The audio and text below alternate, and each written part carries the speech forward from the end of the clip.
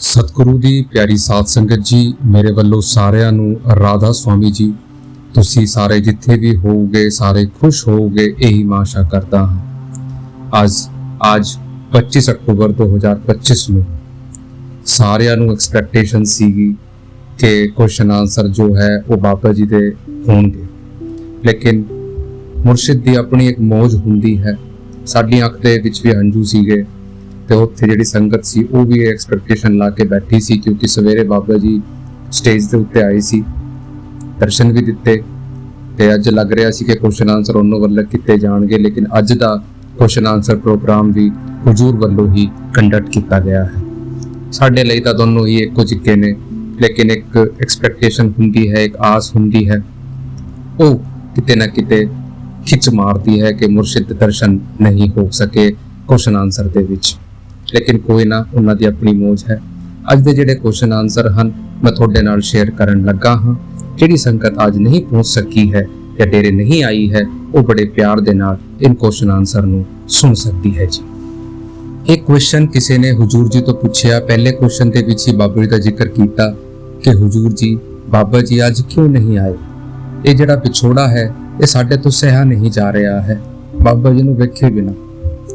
ਤਾਂ ਹੁਜੂਰ ਜੀ ਨੇ ਜਵਾਬ ਦਿੱਤਾ ਕਿ ਬੇਟਾ, ਸਾਨੂੰ ਉਹਨਾਂ ਨੂੰ ਅੰਦਰ ਮਹਿਸੂਸ ਕਰਨਾ ਹੈ। ਸੰਤ ਜਿਹੜੇ ਹੁੰਦੇ ਹੈ ਉਹ ਸਾਨੂੰ ਉਪਦੇਸ਼ ਦੇਣ ਇੱਥੇ ਆਉਂਦੇ ਨੇ। ਉਹਨਾਂ ਦਾ ਜਿਹੜਾ ਅਸਲ ਸਰੂਪ ਹੈ ਉਹ ਸਾਡੇ ਅੰਦਰ ਹੈ। ਸਾਨੂੰ ਤਾਂ ਉਹਨਾਂ ਦੇ ਬਤਾਏ ਹੋਏ ਰਸਤੇ ਦੇ ਉੱਤੇ ਚੱਲ ਕੇ ਉਸ ਸਰੂਪ ਨੂੰ ਅੰਦਰ ਵੇਖਣਾ ਹੈ। ਫਿਰ ਕਿਸੇ ਨੇ ਹੁਜੂਰ ਜੀ ਤੋਂ ਸਵਾਲ ਕੀਤਾ ਕਿ ਹੁਜੂਰ ਜੀ, ਮੈਂ ਬਾਬਾ ਜੀ ਦੀ ਪਿਆਰੀ ਬੇਟੀ ਬਣਨਾ ਚਾਹੁੰਦੀ ਹਾਂ, ਪਰ ਮੈਥੋਂ ਉਹਨਾਂ ਦੇ ਬਤਾਏ ਗਏ ਸਿਮਰਨ ਦਾ ਮੈਥੋਂ ਹੁੰਦਾ ਨਹੀਂ, ਭਜਨ ਸਿਮਰਨ ਨਹੀਂ ਮੈਥੋਂ ਹੁੰਦਾ। ਤਾਂ ਹੁਜੂਰ ਜੀ ਨੇ ਜਵਾਬ ਦਿੱਤਾ ਕਿ ਬੇਟਾ ਦੇਖੋ, ਜੇ ਤੁਸੀਂ ਮਾਂ-ਬਾਪ ਹੋ, ਤੁਹਾਡੇ ਬੱਚੇ ਤੁਹਾਡੀ ਗੱਲ ਨਹੀਂ ਮੰਨਾਂਗੇ ਕਿ ਤੁਹਾਨੂੰ ਚੰਗਾ ਲੱਗੂਗਾ? ਉਸੇ ਤਰੀਕੇ ਦੇ ਨਾਲ ਹੀ ਬੇਟਾ, ਸੰਤ ਮਹਾਤਮਾ ਸਾਨੂੰ ਜਿਹੜਾ ਉਪਦੇਸ਼ ਦਿੰਦੇ ਨੇ, ਸਾਨੂੰ ਉਹਨਾਂ ਦੀ ਗੱਲ ਮੰਨਣੀ ਚਾਹੀਦੀ ਹੈ। ਉਹਨਾਂ ਦੀ ਖੁਸ਼ੀ ਉਹਨਾਂ ਦੇ ਭਜਨ ਸਿਮਰਨ ਦੇ ਵਿੱਚ ਹੈ, ਉਹਨਾਂ ਦੀ ਗੱਲ ਦੇ ਵਿੱਚ ਹੈ। ਉਹਨਾਂ ਦੀ ਗੱਲ ਮੰਨੋਗੇ ਤਾਂ ਫਿਰ ਸਾਰਾ ਕੁਝ ਚੰਗਾ ਹੋਵੇਗਾ।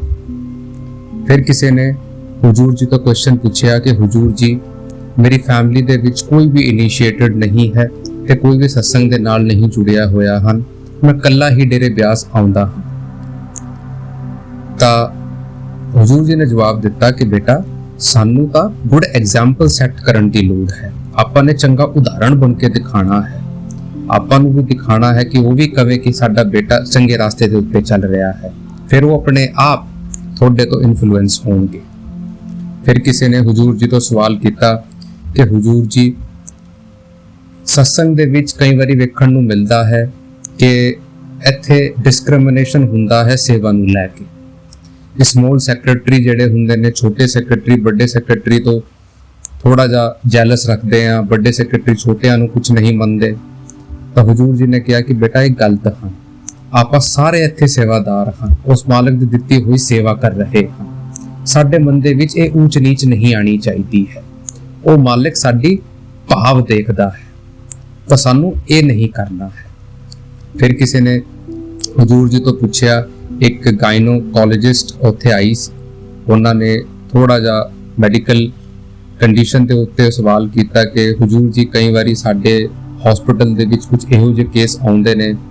ਉਹ ਅਬੋਰਸ਼ਨ ਦੇ ਕੇਸ ਬਾਰੇ ਗੱਲ ਕਰ ਰਹੀ ਸੀ ਕਿ ਸਾਨੂੰ ਕਦੇ-ਕਦੇ ਬੱਚਿਆਂ ਨੂੰ ਵਾਸ਼ਡ ਅਵੇ ਕਰਨਾ ਪੈਂਦਾ ਹੈ। ਇੱਕ ਪ੍ਰੋਸੈਸ ਹੁੰਦਾ ਹੈ ਅਬੋਰਸ਼ਨ ਦਾ, ਕਦੇ 3 ਮਹੀਨੇ ਦਾ ਬੱਚਾ, ਕਦੇ 6 ਮਹੀਨੇ ਦਾ ਬੱਚਾ, ਕਿਉਂਕਿ ਉਹਨਾਂ ਦੀ ਨਬਜ਼ ਨਹੀਂ ਚੱਲ ਰਹੀ ਹੁੰਦੀ ਹੈ। ਕਦੇ-ਕਦੇ ਮੈਡੀਕਲ ਕੰਡੀਸ਼ਨ ਇਹੋ ਜਿਹੀ ਬਣ ਜਾਂਦੀ ਹੈ, ਲੇਕਿਨ ਆਪਾਂ ਇਹ ਵਿਦਿਨ ਦਾ ਲਾਅ ਕਰਦੇ ਹਾਂ ਕਿ ਇਹਨਾਂ ਦੇ ਵੀ ਕਰਮ ਬਣਦੇ ਹਨ।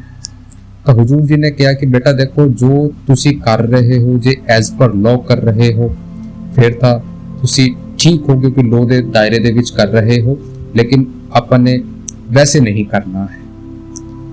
ਫਿਰ ਕਿਸੇ ਨੇ ਹੁਜੂਰ ਜੀ ਤੋਂ ਸਵਾਲ ਕੀਤਾ ਕਿ ਹੁਜੂਰ ਜੀ, ਮੈਂ ਬਾਬਾ ਜੀ ਤੋਂ ਇੱਕ ਪ੍ਰੋਮਿਸ ਬਾਬਾ ਜੀ ਤੋਂ ਆਪਣੇ ਮਨ ਦੇ ਵਿੱਚ ਹੀ ਕਰਵਾਇਆ ਸੀ ਕਿ ਉਹ ਮੇਰਾ ਪੂਰਾ ਹੋਣਗਾ। ਤਾਂ ਹੁਜੂਰ ਜੀ ਨੇ ਫਿਰ ਕਾਊਂਟਰ ਕੁਐਸਚਨ ਕੀਤਾ ਕਿ ਕੀ ਤੁਸੀਂ ਉਹਨਾਂ ਦਾ ਪ੍ਰੋਮਿਸ ਪੂਰਾ ਕਰ ਰਹੇ ਹੋ?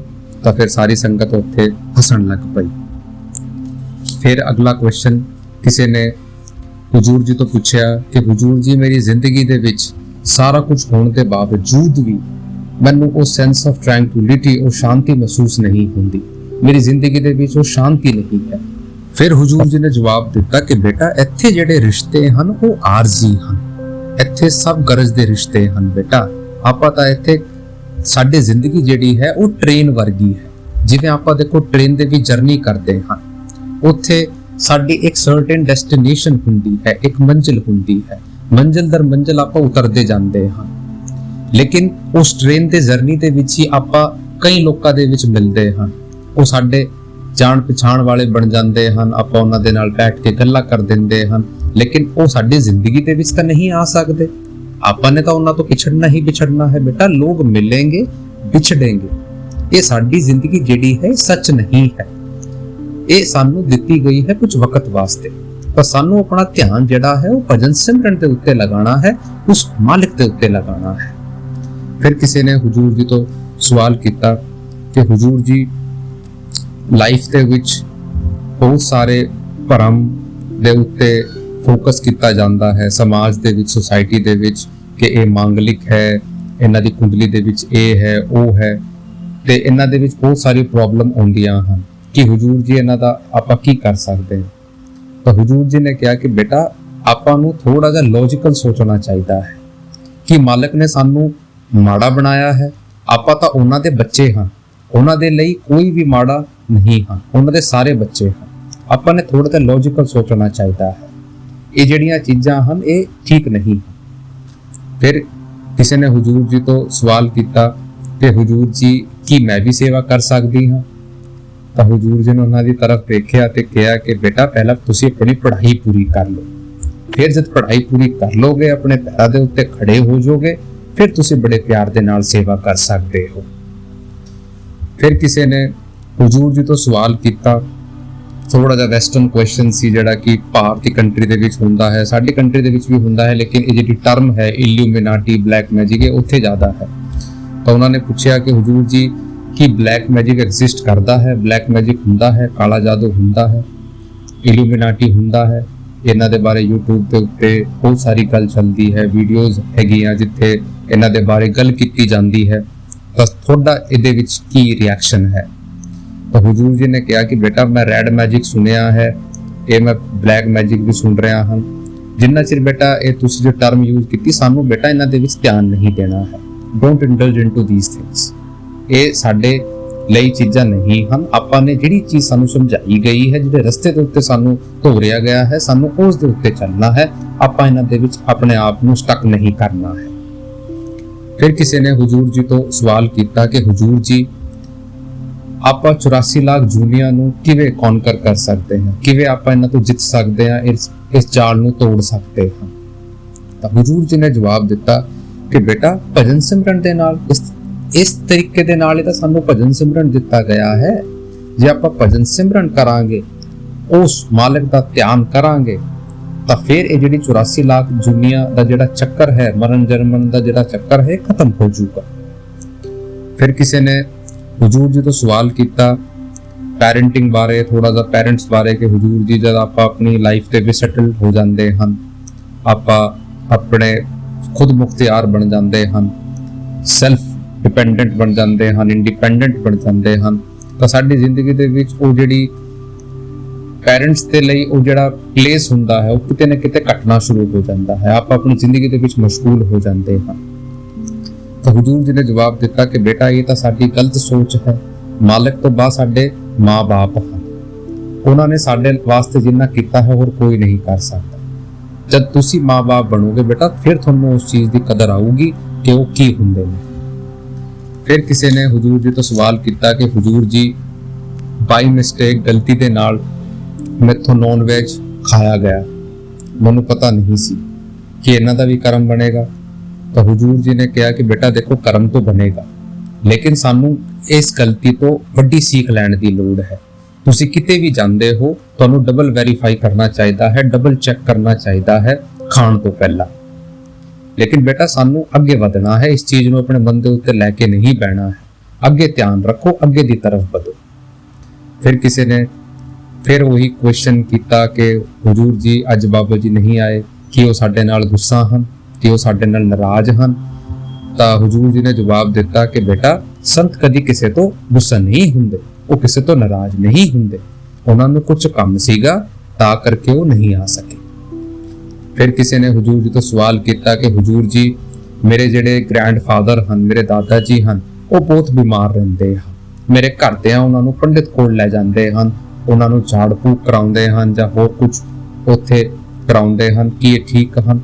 ਤਾਂ ਹਜ਼ੂਰ ਜੀ ਨੇ ਕਿਹਾ ਕਿ ਬੇਟਾ ਦੇਖੋ, ਬਿਮਾਰੀਆਂ ਆਉਂਦੀਆਂ ਹਨ ਸਾਡੇ ਕਰਮਾਂ ਕਰਕੇ, ਤੇ ਜੇ ਬਿਮਾਰੀ ਆ ਰਹੀ ਹੈ ਇਹਦਾ ਮਤਲਬ ਹੈ ਕਿ ਸਾਡੇ ਕਰਮ ਕੱਟ ਰਹੇ ਹਨ। ਜਿੰਨਾ ਚਿਰ ਪੰਡਤਾਂ ਦੇ ਕੋਲ ਜਾਣ ਦੀ ਲੋੜ ਹੈ ਬੇਟਾ, ਇਹ ਤਾਂ ਫਿਰ ਆਪਾਂ ਇਲੌਜੀਕਲ ਚੀਜ਼ ਕਰ ਰਹੇ ਹਾਂ।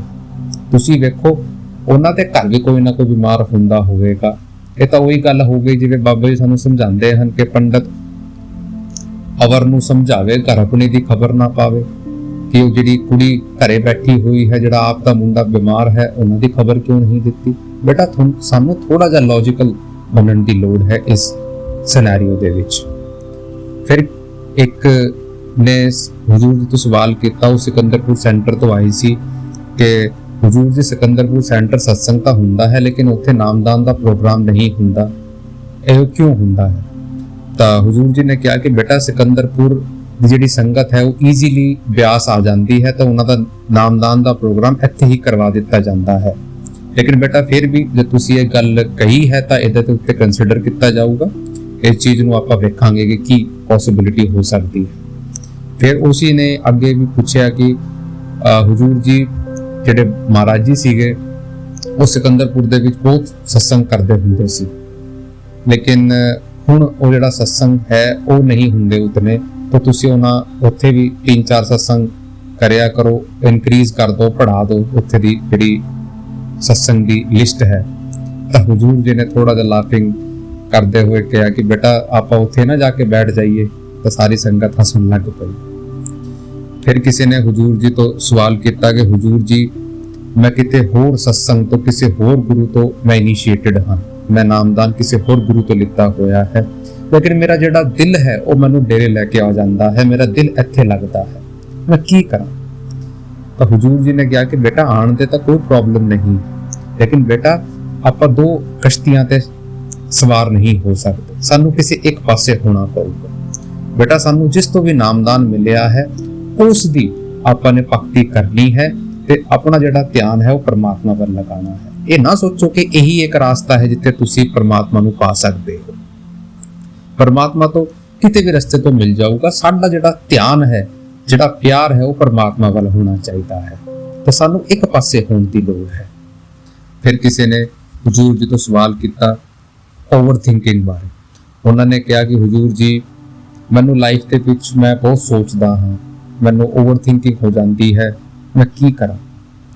ਤਾਂ ਹਜ਼ੂਰ ਜੀ ਨੇ ਜਵਾਬ ਦਿੱਤਾ ਕਿ ਬੇਟਾ ਦੇਖੋ, ਇਹ ਮਨ ਦੇ ਪ੍ਰਭਾਵ ਹਨ।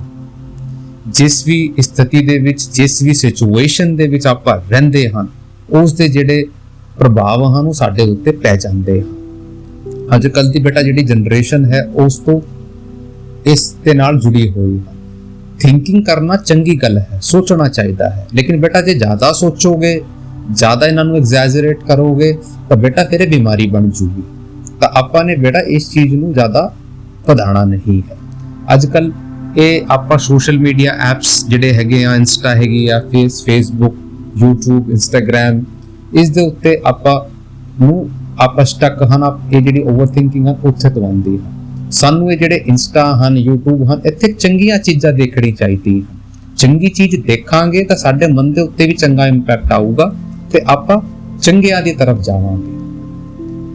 ਤਾਂ ਇਹ ਸੀਗੇ ਕੁਝ ਕੁਐਸਚਨ ਜਿਹੜੇ ਕਿ ਉੱਥੇ ਪੁੱਛੇ ਗਏ ਹਜ਼ੂਰ ਜੀ ਤੋਂ। ਐਗਜ਼ੈਕਟ ਲੈਂਗੁਏਜ ਤੇ ਵਰਡਸ ਉਹਨਾਂ ਦੇ ਹੁੰਦੇ ਹਨ, ਮੈਮੋਰਾਈਜੇਸ਼ਨ ਬੇਸਡ ਕਰਕੇ ਤੁਹਾਡੇ ਨਾਲ ਸ਼ੇਅਰ ਕਰ ਦਿੱਤੇ ਜਾਂਦੇ ਹਨ। ਲੇਕਿਨ ਅੱਜ ਦਾ ਜਿਹੜਾ ਮਾਹੌਲ ਸੀਗਾ ਉਹ ਥੋੜਾ ਜਿਹਾ ਇਮੋਸ਼ਨਲ ਸੀਗਾ ਤੇ ਬਾਬਾ ਜੀ ਦੀ ਆਵਾਜ਼ ਸੁਣਨ ਨੂੰ ਨਹੀਂ ਮਿਲੀ, ਲੇਕਿਨ ਉਮੀਦ ਰਹੂਗੀ ਕਿ ਮਾਲਿਕ ਜੋ ਵੀ ਜਦ ਵੀ ਸਾਨੂੰ ਉਹ ਚੀਜ਼ ਬਖਸ਼ੇਗਾ, ਸਾਨੂੰ ਉਸ ਦੀ ਕਦਰ ਕਰਨੀ ਹੈ ਜੀ। ਰਾਧਾ स्वामी जी।